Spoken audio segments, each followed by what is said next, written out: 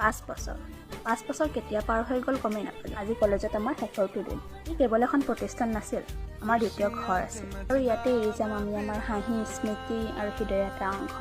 আমাৰ এই শেষৰ দিনটো বিশেষ কৰি তোলাৰ বাবে thank you so' much main. তোমালোকৰ এই মৰমবোৰৰ কাৰণেতো আমাৰ যাবৰ মন যোৱা নাই। আমাৰ শেষৰ দিনটোৰ কিছু মুহূৰ্ত ইয়াতে সাঁচি ৰাখিলোঁ। চাওকচোন আপোনালোকেও। जाते नहीं कहीं रिश्ते पुराने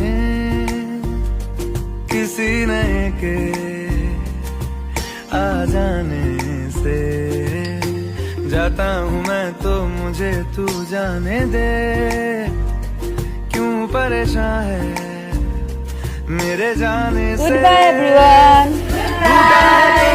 जुड़ा है क्यों मेरी तरफ तू मुड़ा है क्यों हक नहीं तू ये कहे कि यार अब हम ना रहे एक तेरी यारी